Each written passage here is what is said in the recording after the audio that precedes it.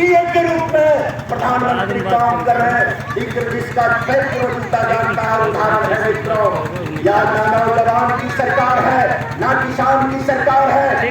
किसानों के विरुद्ध जब जान रहे हैं, हमारे देश के पूर्व प्रधानमंत्री ने नारा देने का काम किए थे, जय जवान जय किसान। उस किसानों के विरोध में, ये किसानों के विरोध में ये भारतीय जनता पार्टी की सरकार, ये नरेंद्र मोदी की सरकार, आरएसएस की सरकार में क्या कितना बड़ा जुल्म करने का कार्य कर रहे थे। किसानों के विरुद्ध 3 खतरनाक कृषि बिल लाया गया।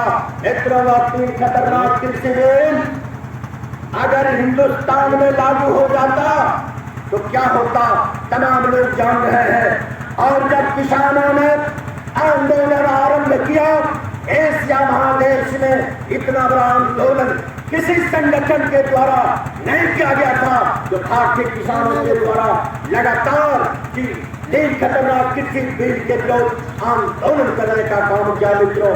इसमें हमारे हजारों किसानों ने आंदोलन के क्रम में अपने प्राणों की आहुति देने का काम किया। मैं ये दुरंगी आरएसएस समर्थित प्रधानमंत्री से पूछना चाहता हूँ, आप किस किसान को कह रहे थे ये धरना देने वाले खालिस्तानी है, पाकिस्तानी है, आतंकवादी है? फिर समझौता किन किसानों से किया मित्रों? समझौता किन किसानों से किया? मैं एक बात आप लोगों के बीच रखना चाहता हूँ, अगर इस देश को बचाना चाहते हैं, आने वाले पीढ़ी में वो बताना चाहते हैं, जब भारतीय जनता पार्टी आरएसएस वाला इस देश को बेच रहा था, मैंने आंदोलन करने का काम किया था मित्रों। मैंने आंदोलन करने का काम किया था। देश की बचाने की जरूरत है। डॉक्टर भीमराव अम्बेडकर को संविधान की बचाने की जरूरत है। आज जिन मुसलमानों के प्रति भारतीय जनता पार्टी आरएसएस वाले जोर जोर से हिंदुस्तान पाकिस्तान, हिंदुस्तान हिंदू और मुसलमान की नारा देते हैं, मैं उस भारतीय जनता पार्टी वाले से पूछना चाहता हूँ, जो शहादत की सूची है स्वतंत्रता सेनानियों का, उसमें आपका पुरखा क्या वो शहादत की सूची में है?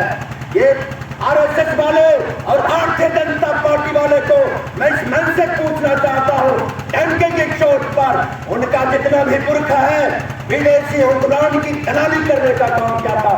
जिन मुसलमानों की चर्चा ये करते हैं, उस मुसलमान के वंशजों ने भारत की आजादी की लड़ाई में 63,000 मुसलमानों ने अपने प्राणों की आहुति देने का काम किया।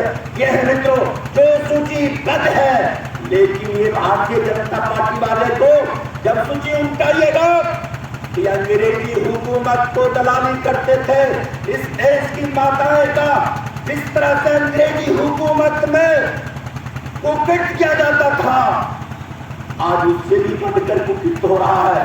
क्या हुआ मणिपुर में हमारे माताएं के साथ, हमारे बहनों के साथ नंगा दौड़ाया गया। ये निकम्मी विदेशी दलाल देश के प्रधानमंत्री उस पर वक्तव्य देने में भी शर्म लगा। वह भी भारत का अंग है, वह भी भारत की माँ, भारत की बहनें थी। मित्रों, एक बात याद रखिए, ये ना हिंदू की है, ना मुसलमान की है, ना संविधान का है, न नौजवान का है, ना किसान का है। सावधान होने की जरूरत है, वक्त आ गया है। अब ये दूसरे कानून सत्ता बहुत सारे कह गए आप लोगों के बीच। अगर भारतीय जनता पार्टी इस देश में पुनः सत्ता में आ गई, आप जितने लोग जय श्री राम जय श्री राम नरेंद्र मोदी नरेंद्र मोदी मोदी मोदी चिल्लाने वाले नौजवान को मैं सावधान करना चाहता हूँ।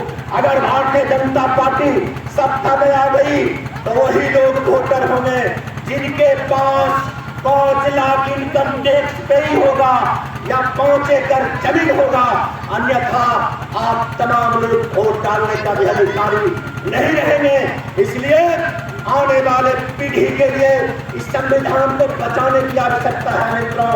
और नौजवानों से हम अपील करना चाहते हैं, सावधान हो जाए, अन्यथा आप इस देश के महालोकतंत्र के मतदाता भी नहीं रह पाइएगा।